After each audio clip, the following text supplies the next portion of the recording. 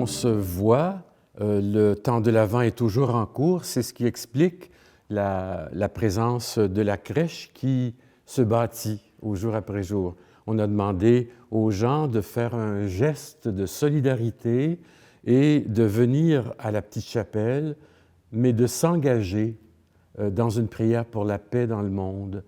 Notamment, on pense à l'Ukraine qui est dans plus d'1 an de conflit. On en parle moins parce que c'est la situation d'Israël et de Palestine qui prend toutes les manchettes.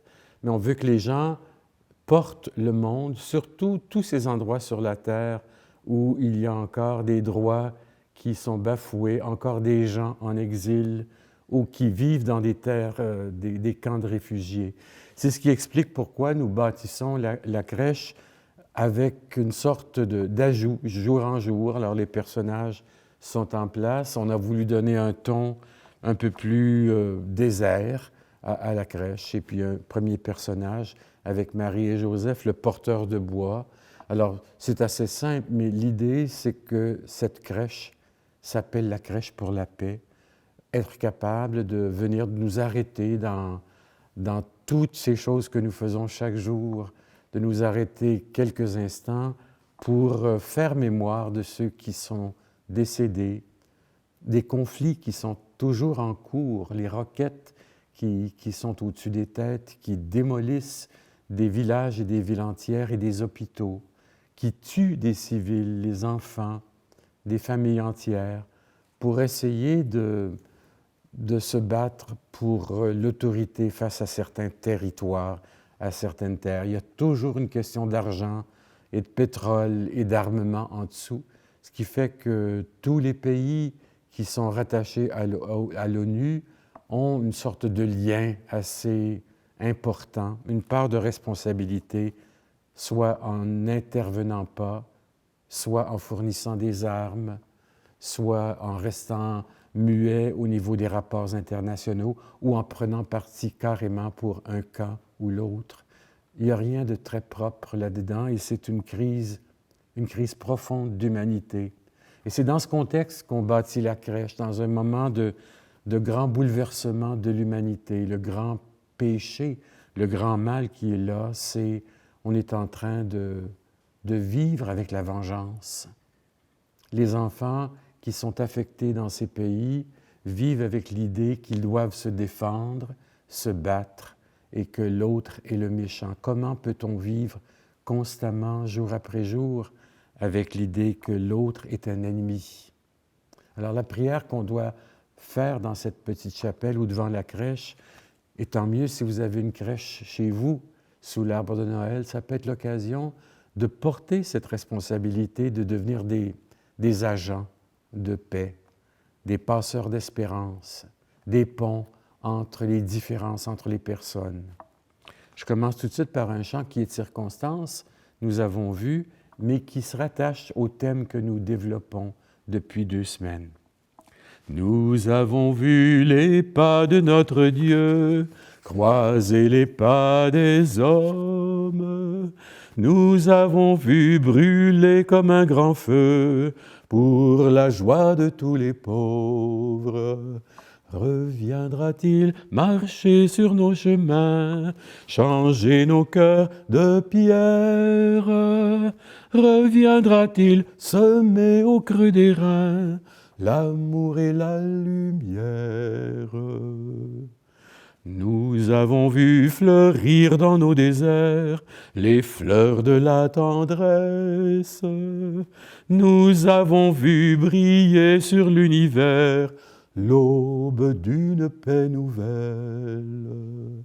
Reviendra-t-il marcher sur nos chemins, changer nos cœurs de pierre?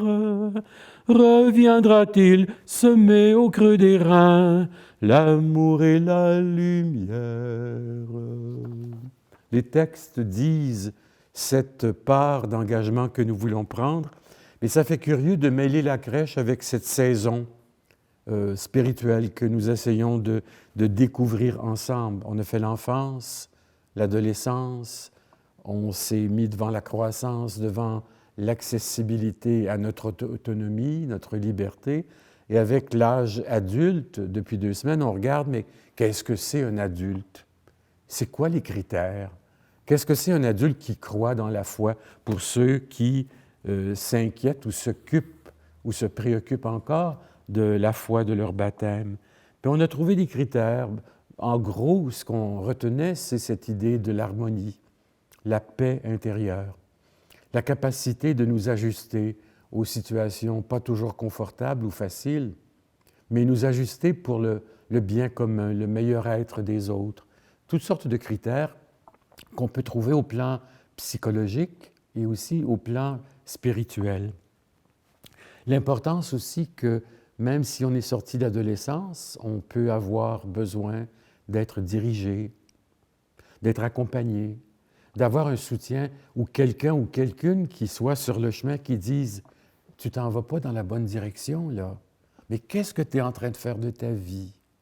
Qu'est-ce que tu écoutes qui est essentiel au fond de ton cœur? » Ce sont des questions qui essaient de marquer notre capacité de nous tenir debout.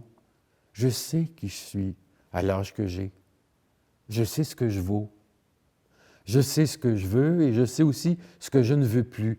Tout ça, ce sont des éléments pour dire, bien, là, j'entre petit à petit dans la solidité de mon être intérieur, dans ma relation avec Dieu, dans la solidité de mes liens avec mes proches, mes voisins, dans mon milieu de vie et de travail, dans mes loisirs. Et on a besoin de s'arrêter des fois dans la vie pour reconsidérer, d'abord nous remettre en question, c'est ce qu'on essayait de voir depuis 2 semaines, le courage de m'arrêter. Peut-être une bonne grippe, une dépression, un deuil, un échec, ce sont des événements négatifs qui me forcent à arrêter, à dire, bon, qu'est-ce qui se passe? Quelles sont mes valeurs? Mais aussi, il peut y avoir de bons moments, de faire une rencontre de quelqu'un, et on en parlait, tellement libre malgré son âge, qu'elle donne, ça rayonne sur nous. J'ai une amie qui disait « J'aime tellement parler à certains amis, ils me grandissent. » C'est beau, hein? 92 ans, et elle était encore capable de dire « On me grandit ». C'est-à-dire qu'au contact de quelqu'un, le meilleur de l'autre déteint sur moi et m'amène à m'ouvrir davantage, à développer le cadeau de l'émerveillement, de l'étonnement. Rien de pire si vous rencontrez quelqu'un à 25 ans qui n'a plus rien à apprendre, qui n'est pas capable de s'étonner de rien, qui pense tout savoir. Mais se retrouver devant une personne qui a trimé dur pour son bonheur, qui ne sait pas toujours où sa foi l'amène, mais qui en même temps a une porte ouverte, une petite fenêtre ouverte sur l'espérance, et c'est un beau cadeau. Alors l'accompagnement dont je parlais, c'est ces sages sur nos routes, ces amis qui nous apprennent par une question, une phrase, un commentaire, qui nous remettent en cause et qui nous permettent de nous arrêter, parce qu'on a besoin de s'arrêter, pas uniquement dans sa prière quotidienne ou dans sa réflexion quand on est pris à la gorge par les événements, mais trouver un cycle, un temps précieux où tout est arrêté, où je débranche l'ordinateur, où je n'écoute plus les médias sociaux, où je fais le calme. La nature aide, bien sûr, à faire ce genre de découverte. Se promener dans la forêt ici, aux premières neiges, tous les bruits, même les bruits d'auto qui sont proches, sont étouffés par la neige. C'est comme si la ouate descendait sur la terre. On va entendre quelques petites mésanges ou le faucon dans le ciel ou des corneilles encore attardées, mais le silence parle. En m'arrêtant, en me mettant en contact avec la forêt, la nature, quelque chose d'autre parle au-dedans de moi et va me questionner, me ramener à des souvenirs très beaux du passé ou à des blessures et m'amener à reconsidérer ma vie. C'est ce que nous faisons à chaque halte spirituelle. On parlait des critères pour dire, mais c'est quoi les éléments qui disent, toi, tu es un adulte, là, tu n'es pas rien que quelqu'un de rebelle ou tu n'es pas rien qu'un grand adolescent, par exemple. Il y a des tentations. des tentations ou des pièges qui viennent à ce moment-ci de sa vie. Là, on parle au milieu de la vie. Hein? On parle passer la trentaine, quand on arrive au milieu de la vie et qu'on a travaillé, qu'on a commencé à prendre sa place au soleil, à avoir son travail, malgré l'insécurité du travail. Là. Regardez ces grèves au moment où on va se parler. Je ne sais pas si elles seront réglées. On parle même que dans le secteur de l'éducation, il y a des enfants qui n'auront pas accès à l'école avant la période d'après les fêtes. Donc, c'est plus que 7 semaines de scolarité qui échappent, qu'il faudra rattraper. Alors, trouver une place comme ça dans ce monde où on dirait qu'il y a de moins en moins de travail à plein temps. On dirait qu'il y a de moins en moins de choses qui sont faites pour durer. Alors, on est là, et la première crise qu'on peut rencontrer, c'est celle de dire, bien, j'ai besoin d'intimité, j'ai pas d'intimité pour être un adulte. Et ça peut être vécu comme quelque chose de difficile, d'exigeant. Par exemple, quelqu'un qui travaille trop va sentir l'urgence de s'arrêter, mais si la personne ne s'arrête pas, bien, c'est le burn-out qui s'en vient. C'est-à-dire qu'on se vide, on se brûle par en dedans, en travaillant, et là va arriver le temps de la non-action, l'inaction, où on ne sait plus quoi faire, on n'a plus d'énergie, on n'a plus de ressources pour réagir face aux autres et aux événements. Alors, ça peut être une tentation. J'ai besoin d'avoir... Je suis tanné d'être avec les autres. Ça peut être une tentation, ça. L'autre tentation, pour tout le monde, y compris les religieux, les prêtres, les célibataires, j'appelle ça la tentation de la maternité et de la paternité à l'intérieur de chacun. Avec l'âge, dépasser la cinquantaine, c'est à peu près des questions pareilles, mais je n'ai pas d'enfants ou qui seront mes enfants? C'est-à-dire, à qui est-ce que je vais donner, partager mon héritage? Quels seront mes héritiers? Et quand il s'agit d'héritage spirituel, c'est assez fort. Je connais beaucoup de grands-parents qui, devant l'absence de religion ou de pratique catholique, je ne dis pas qu'il n'y a pas de valeur chrétienne, là, devant la non-pratique religieuse de leurs enfants et de les petits-enfants, vont dire, bien, c'est quoi ma part, là? Qu'est-ce que je peux transmettre à mon petit, à ma petite fille? Savoir comment prier, comment respecter le bien de l'autre, comment savoir me réconcilier, pardonner, comment simplement aimer sans rien avoir en retour. Échange des cadeaux, on en a parlé. On s'échange des cadeaux à Noël, alors que ce n'est pas ça le sens du cadeau, c'est gratuit. Je te donne pour ton plaisir, parce que je t'aime. Si tu me donnes quelque chose en retour, c'est parce que tu le veux, mais ce n'est pas pour que tu me donnes quelque chose en retour que je te fais un cadeau qui, je pense, va élargir, agrandir tes jours. Donc, la tentation de la paternité ou de la maternité, ça, on va voir ça, par exemple, surtout dans des religieuses qui trouvent difficile, à un moment donné, quand l'horloge biologique, avant d'arriver à la ménopause, aimerait avoir des enfants. C'est un dur sacrifice de penser ne pas avoir d'enfants. C'est difficile. Comme pour moi, ma tentation, c'était, je ne sais pas, moi, à 30, 35, 40 ans, j'aurais donc aimé que mon petit ou ma petite me réveille en pleine nuit puis me dise « Papa, j'ai mal aux dents, est-ce que je peux me coucher avec toi? » Là, il y a des grâces, il y a des bonheurs qu'on ne peut pas avoir parce qu'on a choisi de vivre autrement. Mais on a tous le défi de donner la vie, de transmettre la vie. Et si ce n'est pas la vie biologique, c'est la vie pleine de l'existence et aussi la vie spirituelle. Il y a une tentation qui vient avec ça qu'on appelle communément la tentation de la pierre. Pour des gens au milieu de leur vie, ils vont se dire, mais qu'est-ce que je laisse de moi derrière? Pas rien que des valeurs, mais je voudrais laisser quelque chose. Écrire un livre, une œuvre, bâtir un monument, quelque chose de concret que je laisse derrière. Faire de l'artisanat ou laisser mon enseignement. Alors, on a ce souci, c'est la tentation de la pierre, c'est-à-dire de réaliser un projet, de ne pas entrer dans ma vieillesse. Souvent, je voudrais avoir les mains pleines de ce que je lègue en héritage, mais il n'y en a pas toujours.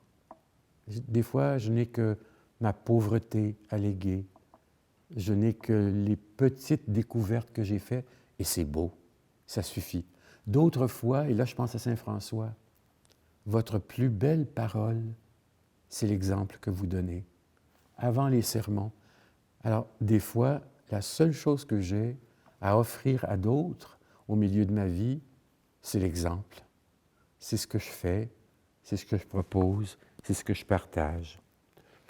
Avec la tentation de l'intimité, il va y avoir aussi cette autre tentation, moi je l'ai eue, des fois je suis encore dedans, de la solitude.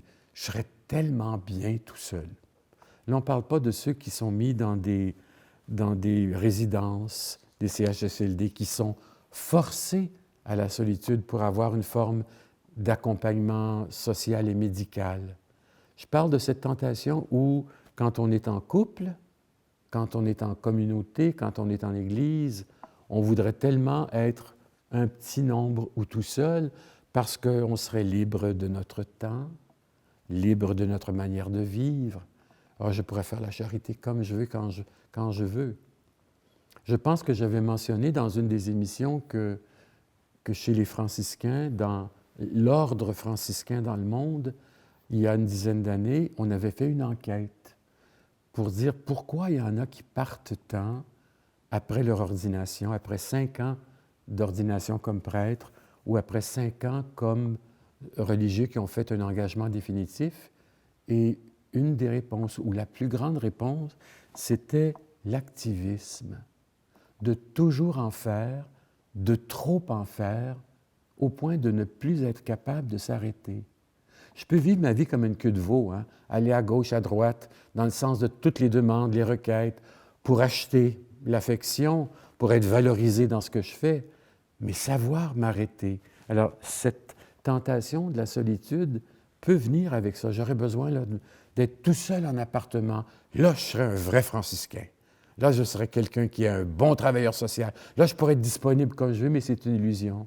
Alors, la première des choses qui tombe, qui disparaît quand on est hyperactif, c'est l'intériorité.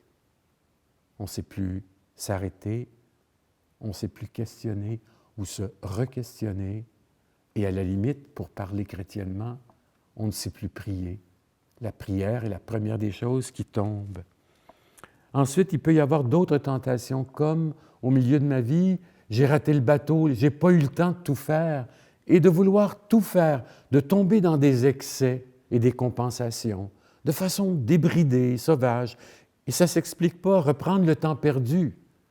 Certains célibataires, par exemple, qui jouent au grand adolescent, l'image qu'on projette souvent, c'est de dire, si vous retrouvez un homme de 75 ans, en Floride, habillé en rose, des bermudes roses, une chemise rose, des bas blancs, une grosse chaîne d'or dans le cou, puis une perruque, là, c'est comme si quelqu'un qui ne veut pas vieillir, qui veut rester jeune et qui veut garder les signes de l'opulence, du plaisir. Alors, à l'heure où je suis en pleine possession de mes forces, c'est de faire attention aux excès de travail, aux excès des luttes, même se battre socialement, savoir s'arrêter. Les gens qui sont sur la ligne de tir, on peut penser aux députés, aux ministres, aux gens qui sont dans l'autorité civile et médicale, ne peuvent pas toujours être sur la ligne de tir. C'est pas possible. On regarde ce que ça gruge, là, les événements des dernières grèves, comment l'argent rentre moins. Et puis, pour une cause, on se bat, mais on a besoin de s'arrêter aussi. Beaucoup d'infirmières dans le monde médical, avec le surtemps, n'arrivent plus à bien conjuguer entre la vie familiale domestique pour qu'il y ait sécurité financière dans le couple. Mais j'appelle ça des excès, des compensations aussi, des nécessités. On peut être sollicité aussi. Ceux qui ont beaucoup de talent seront sollicités plus que d'autres qui donnent l'impression d'être dans le confort solitaire de leur bien-être. Alors, on a l'impression que Ici, ce qui est en cause, c'est dans tout ce qui arrive, dans mon agenda trop plein, il faut que je me recueille. Il faut que j'entende le silence me rejoindre. Il faut que je sache de quoi bat mon cœur profond. C'est pas toujours facile, ça. Je dis ça comme si je le savais par cœur, mais c'est pas du tout. Mon cœur profond, c'est ce cœur, cette place où je suis gratuitement proche de ce qui est essentiel dans la vie, les grandes valeurs de la vie, qui sont à peu près les mêmes pour tous, hein, pour tout. Quand on regardait nos critères de l'équilibre humain et spirituel, c'est la même chose. Il n'y a pas de contradiction. Je suis à la bonne place en moi, même dans des moments difficiles. Toujours étonné, quand je rencontre des personnes qui préparent un deuil, de voir que non seulement en pensant et en vivant l'émotion du deuil, la tristesse de perdre un être cher, il y a toujours une place pour continuer à considérer, à contempler comme cette personne était bonne. Et je demande souvent, mais quelles sont les qualités de papa ou de maman? Et il y a toujours une qui revient toujours, la générosité. Elle ne savait pas mesurer son temps. On pouvait la déranger à toutes sortes d'heures.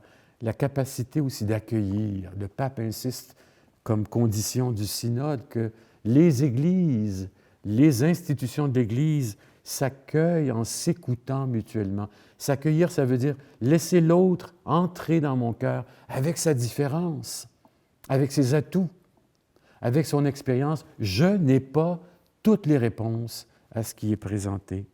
Alors, on a besoin de prendre le temps de vivre au moment du milieu de sa vie. Jésus l'a connu, ça. Les fameuses tentations au désert. Il y a un évangile, celui de Marc, qui va raconter les tentations de Jésus au désert. Tu as faim? Mais tu as des pierres, là. Change-les en pain. Ça se fait tout de suite. De toute façon, tu es le Fils de Dieu. Le diable, le malin qui vient le contester dans ce qu'il est. Tu penses que tu es le Fils de Dieu? Prends la facilité. Ah! La tentation de la facilité. Allez vite. Beaucoup de jeunes aujourd'hui veulent avoir le compte en banque tout de suite, le condo tout de suite. On se rend compte que le système économique ne permet pas ça. La tentation de avoir. L'autre, c'est la tentation de valoir. Monter sur le sommet du temple. Jette-toi en bas. De toute façon, c'est écrit dans les psaumes, les anges vont te recueillir. Si tu es le Fils de Dieu. Vouloir, valoir plutôt. C'est-à-dire être quelqu'un. Flasher, être reconnu. Ça, c'est les trois grandes tentations. Pouvoir, le diable qui l'amène sur une montagne, je te donne tout ça si tu m'adores. C'est sûr que c'est une façon... Jésus a été éprouvé dans son humanité. Lui aussi, il avait le droit qu'il puisse avoir un bonheur facile, qu'il puisse avoir une sorte d'influence sur les autres. On le suivait partout comme un guérisseur, comme un maître. On l'appelait rabbi, alors qu'il n'avait pas fait les écoles rabbiniques. Alors, il était au courant de ça, Jésus. Il était ouvert à cette dimension. Et puis, la domination, c'est-à-dire être une sorte de messie de Dieu qui écrase les autres, qui passe par-dessus le monde plus petit. C'est pour ça que vous avez le contraire dans les évangiles. Ceux qui ont le vrai pouvoir devant le regard de Dieu, c'est les pauvres, les hommes et les femmes que la société exclut, que l'Église met de côté, que les religions ne respectent pas. On en est là. Puis notre société, elle carbure à ces sollicitations, comme au temps de Jésus, mais en plus fort parce qu'on a les médias. On est capable de suivre. On sait très vite où sont les grands empires qui écrasent les autres. Je regardais les chiffres en préparant un petit travail. Le plus grand employeur au monde, c'est Walmart.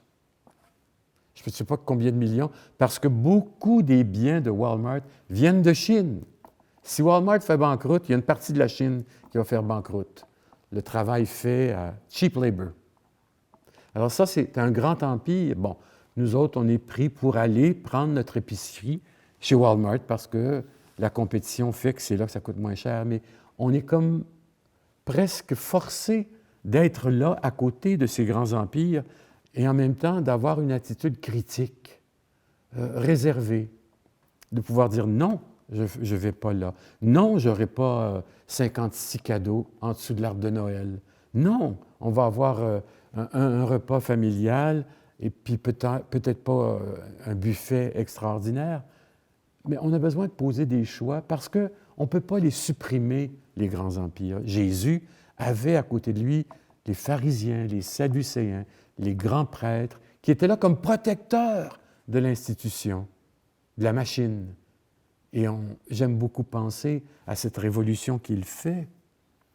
Il sort la relation avec Dieu, il sort ça du carcan, du corset du temple et de la synagogue. On pourrait dire des églises aujourd'hui.